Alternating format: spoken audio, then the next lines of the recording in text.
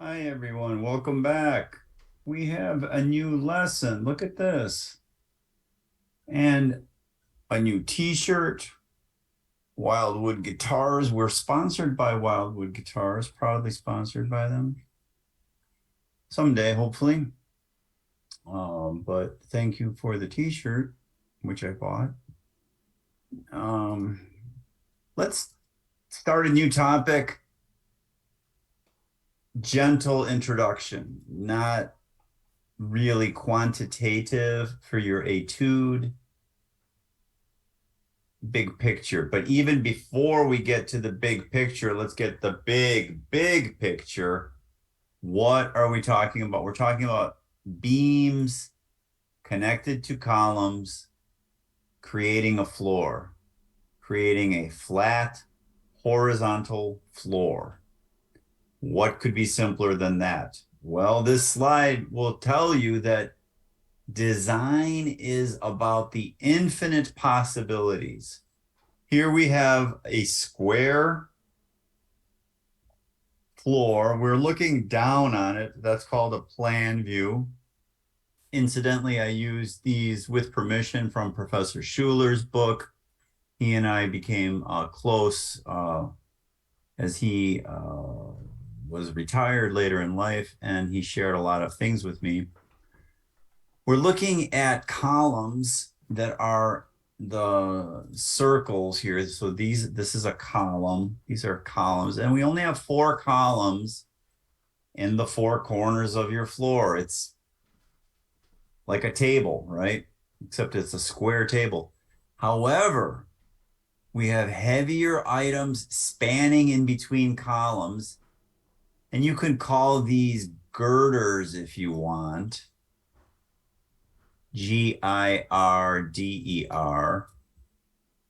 or you can call it a beam if you want. And then we have smaller elements spanning between the girders, and those could be beams or they could be joists.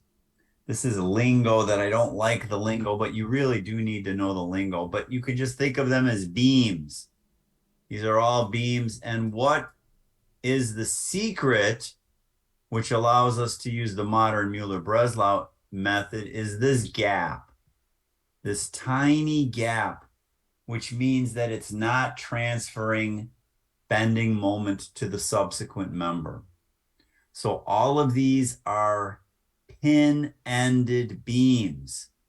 You could think of them as beams being in the middle, with girders being very heavy and joists being very light, or you could just think of them as beams.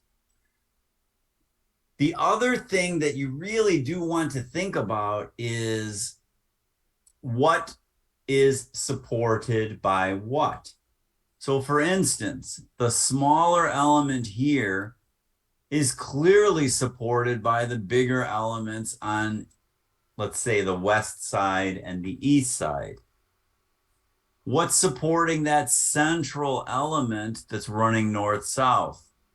Well, it's clearly being supported by the big beam on the north and the big beam on the south. What's supporting this one? The columns, correct, the columns. So Professor Schuler has lots of different configurations here. You can quibble about what is a girder or what is a beam or what is a joist. I don't think that's super helpful. I think understanding the load flow, if I were walking on this floor, how does my force, which is my weight and my guitar, how does that flow into any particular column? And then the real thing that I really want to study is the one on the lower right. That's just a thing of beauty, I think. It reminds me of Nervi's concrete grid systems. We won't cover anything like that in this course. Some of the other ones are a little fanciful. You could study them if you'd like. But we will look at fairly elementary systems initially just to understand the language, the terms, understand the logic of how to study these things in a parametric environment. One of the things that we really do need to get used to are so-called grid lines. Grid lines. G-R-I-D, grid lines. And those are demarcations that denote important elements. For instance, columns need to have two grid lines. And typically we run letters along one axis and numbers along the other. But it's not so strict like in a chessboard. In fact, you could have radial grid lines. You could have non-uniform spacing of your grid lines. It's meant to capture, for instance, if you want to capture this element right here, you need a grid line there and a grid line here, even if it's right next to the previous one. So we've said this before, computer programs do not get buildings built. Fancy mathematical techniques do not get buildings built. What gets buildings built? Drawings. From ancient times, people stood out at the site, looked at a drawing and said, what does that architect or what does that engineer want me to do? What? So be super clear, but that's a bit of a digression, but not much. We can look at a few professional drawings. Again, this is from Professor Schuler, looking at complicated grids. This is a real building at Tuskegee, and some student work of the section of this elevation, right? But in the top view here, we're looking down in the plan view of these radially emanating beams on this complicated floor plan. So we won't do anything that complicated initially. We will look at A, B, C letters, 3 letters for grid lines in one direction, and then 1, 2, 3, 3 grid lines in the other direction. Now, what I'd like you to do is recognize that I need 3 grid lines in one direction, and I put 3 grid lines in the other direction. I don't really need that, but I do need the 3 in the horizontal direction, which could be east-west, because I have 3 beams running north-south. So I must identify them with that grid line. The span or the spacing from A to B is 16 units of length. The span from B to C is 20 units of length here. So like I said, you don't technically need the grid line on 2 because there's really nothing there, but I put it in just to say, well, maybe later we'll need it. How do you put these points on? Lots of different ways. I like to use this technique now. You could see it here in the lower corner. I would just say, well, B1, the point B1 is A1 plus some distance in the X, which is spacing AB. No change in the Y, which is the green axis, and no change in the Z, which is the blue axis. And then C1 is built off of B1. You could say C1 is equal to B1 plus the spacing between B and C and the X direction, and so on and so on. There's other ways of doing it. You could certainly type them all out. That's not terribly tedious for even for 9 points, but we don't even really need the 9 points. We really need 6. We need A1, B1, C1, and then A3, B3, and C3, but I put in the interior ones. Now, look at the picture on the upper left. What's happening there? I have 4 columns, and that's what I'd like you to do on your study, your etude. Create a floor with 4 columns, and you decide on the beams. You could copy what I did here. You could do something else. The only thing I'd like you to do is keep it asymmetric. So the spacing between A and B should be different than the spacing between B and C.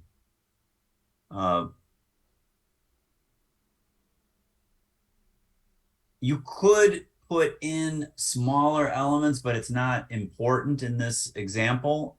If that's hard for you to understand, don't worry about it. Just keep it super simple like this picture that I have in the upper left. And you must use this in 3 dimensions. So you will open up the 3-dimensional graphics window. I'll show you how to do that maybe in the next video, or maybe in this video. We'll see how we feel. And then we use the classic Muller Breslau method, the classic method, to establish how much force on our floor is flowing into a particular column. We use the classic Muller Breslau method, which means elements stretch. So if I'm looking for the force in column A3, for instance, the one in the upper left, or the northwest corner of my building, I would perturb that column vertically.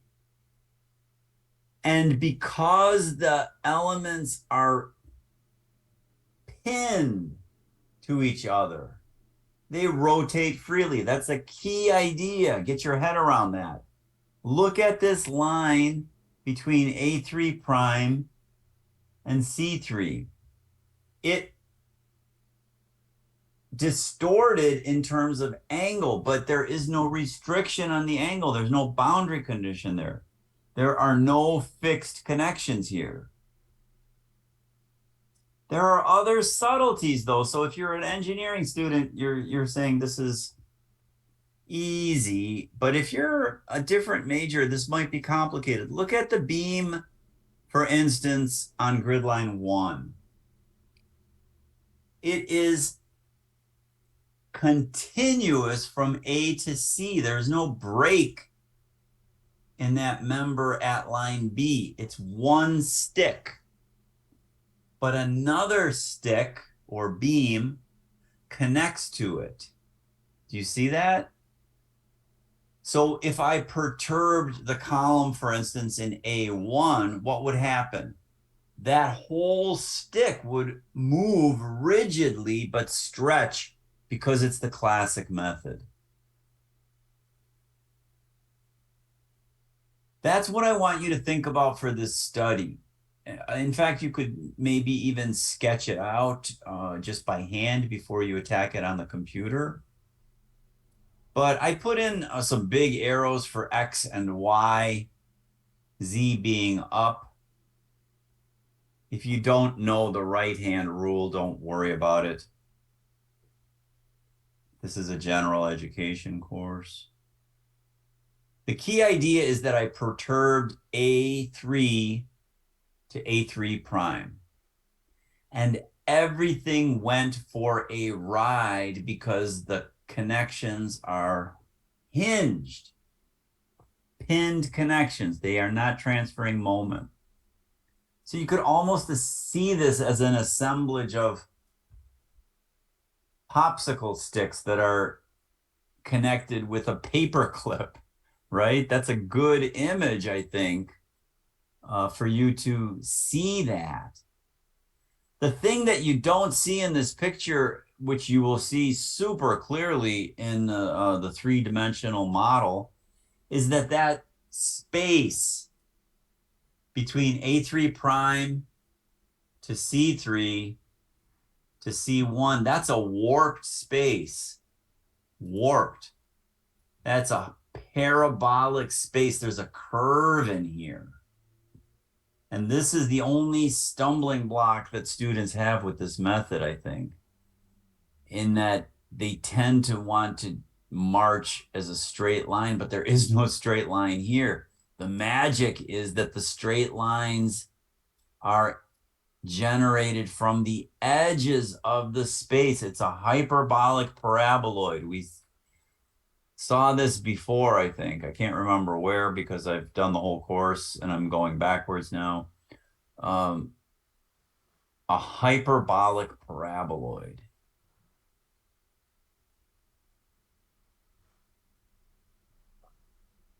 Each element going north-south, for instance, is a straight element. And if you had my history class, you know that Felix Candela loved this. Loved this. However, if you are doing this by hand, and I did this by hand in the second book, the studio book, which is free in our library if you're a Cal Poly student. Otherwise, it's probably for sale for $1 in a Goodwill store now. I talk about similar triangles, drawing this by hand, perhaps on a table mat at a coffee shop. You know I like that image. But since we have the computer here, I don't think it's really worth it to do straight line similar triangles analog. There's plenty of them in the book. There's a whole chapter devoted to this for analog drawings by hand. And then there's another chapter devoted to, or another section devoted to doing this with Geogebra, the children's program that we love so much. You could use other programs, but why would you? Simplicity is our goal here. The point of the story is the asymmetry. Remember, from A to B, the spacing was not the same as from B to C. If it was, this rise at B3 would be half of the rise at A3 because it ended up at 0. So halfway across, you're halfway down. But it's asymmetric, and it's that little asymmetry that I want you to get into for this etude. The beauty of the method is on this slide. And it may not look beautiful, I admit, but sometimes beauty is hidden. The beauty of the method is this. No matter how complicated your floor is, no matter how complicated your grid of beams is, even if you have openings and cutouts for elevators and stairs, all you need to do is find the centroid of the load of the uniformly distributed floor load. Yes, if there's a kink in the surface, you must break it up into forces on either side of the kink, as we've been doing all the time. But if there's no kink, all you need is one loft for the entire problem. And that's beautiful. The centroid is based on the original floor plan, the original footprint. It's not based on the hyperbolic warped space. We don't do that. So if it's a square or a rectangle, you don't even need a robot to find the centroid. You know where that is. The centroid, remember, is the balance point. Put your finger on that floor plate and balance it, even if it has openings in it, right? We don't balance things on the computer, but we just ask the robot to find the centroid if it's complicated. We don't do that by hand. That's not necessary. To get to this centroid on the floor plan is trivial. If it's a rectangle or a square, you don't even need a robot. Okay, it was 36 wide and I forgot what it was now. 36 wide and 28, 36 in the east-west direction, 18 in the north-south direction. So the centroid is, excuse me, 36 east-west, 28 north-south. So the centroid is really easy. It's halfway across the east-west direction and halfway up the north-south direction, or across. What is the loft at that centroid? Now, this is where the students make the silly mistake sometimes, because they want to simply draw a straight line, but there are no straight lines in that direction. The straight lines are perpendicular to the edges. That's one of the characteristics of the hyperbolic paraboloid. So the only tricky thing is that you need to march along the edge and stop here and then march that way. So you're always marching either north-south or east-west. You're marching along these straight edges, and simply find the loft there. Simply find the loft.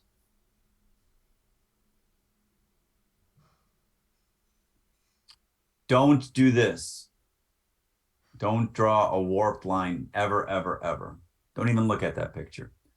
Okay, how did I do it? Now, probably lots of different ways of doing it. You could march along the grid line 3 until you hit that spot. And what is that spot? Well, I drew a line north-south through the centroid until it hit grid line 3, and then I went straight up. And then from this spot, it's not too difficult to imagine drawing a straight line all the way to B1 and then measuring that height. Hope that's not too hard. But that's the whole etude. There's no numbers other than this picture. I do want an accurate picture.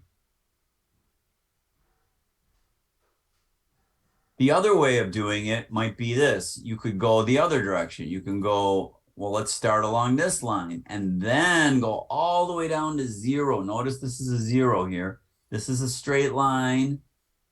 This is a straight line. So it doesn't matter how you get there, but you're looking for that loft at the centroid on the unperturbed floor plan.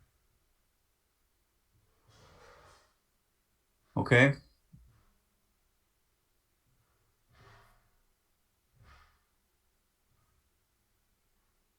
The answer turns out to be 1/4 of the floor load, which may madden you and may make you smile simultaneously. There are 4 columns. Each column took 1/4 of the load. However, we proved it mathematically, right? So this is the loft. This is the delta. The loft is 1/4 of the delta. No matter how big delta is, this is the classic method.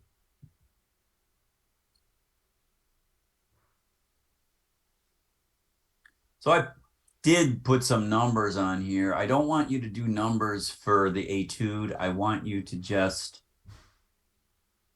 draw the perturbed shape. But I want you to do it for a different column. So I did it for A3. I want you to do it for any of the other 3 columns. Here, I did it for C3.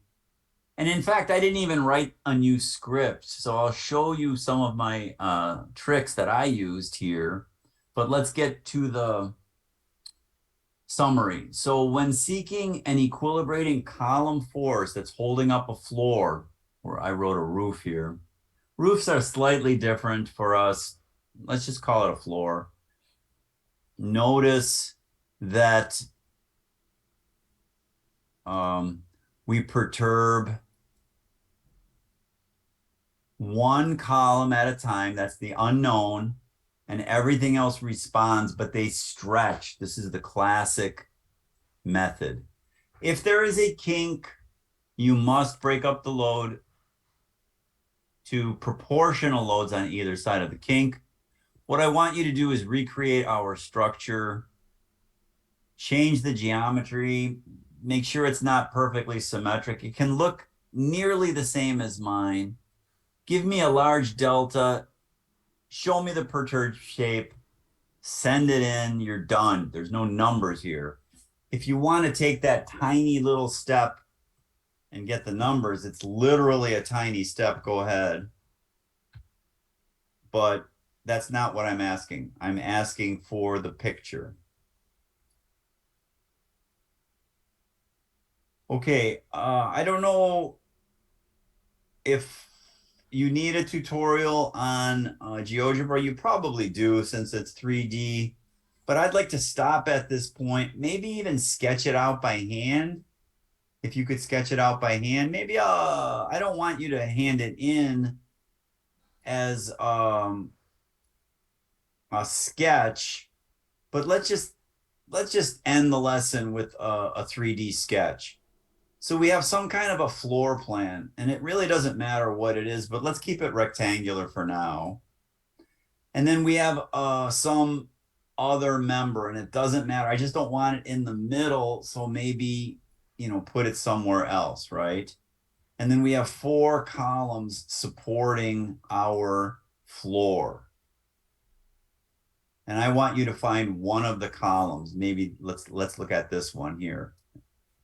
So what you do is you perturb that up delta, but everything is pinned. This big old beam here was pinned at this end, and it goes down like this. And it's pinned at this end, and it goes down like that. And the beam that was here went up, and it goes down like that. That's it. That's the end of the story. All you need to do is find the height at the centroid. Now, let me show you one more super cool application, because you could do this for your etude if you want to impress your professor, which you always want to do, right? So suppose we have these 4 big old beams. Notice the gaps. Those are simply supported beams.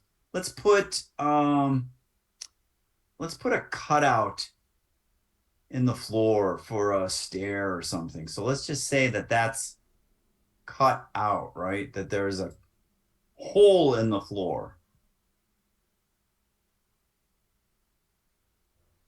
What is the force in the column anywhere? There's 4 columns. What is the force in the column? Well, let's say this is concrete, like this is a concrete slab. I don't know if that's going to make your head hurt or not. Let's look at this column here. We lifted up delta. That's the only boundary condition that is not respected, and every other boundary condition is respected. So I draw a straight line like that. Draw a straight line like that. These are flat already. That's it. You're done. All you need to do is find the loft at the centroid. So this floor weighs something, some force per unit area, not force per length, but force per area. That's the way we decide. That's the way we design, floors, force per area. Where is the centroid? You did this in calculus, but we don't want to do that. We would ask the robot to say, well, there's the centroid right there. And I'll show you how to do that next time. But what you need to do is find the loft here. That's it. And then unknown times delta plus Fi, which is your total floor force, which is force per area multiplied by the area of the floor. That's a force. Multiplied by loft I equals 0. So what is this loft? Let me change colors now. Don't do this. No, no, no. Don't do that. Go either along the north, south edge to this point. You have to establish where that hits. That's easy to do though, right? Think about it a little bit. And then march all the way across to 0. That will work. And then you just measure this height. Or you go the other way. You go straight line here, but then you need this intersecting point and march all the way down there. Okay? I think that's a great stopping point. I'd like you to meditate on it, maybe sketch things out. I don't even have my coffee cup here. Maybe I'll go play a little guitar, meditate on that, and then I will show you how to do it in GeoGebra in the next lesson, okay? Okay. Have fun with that. Good luck.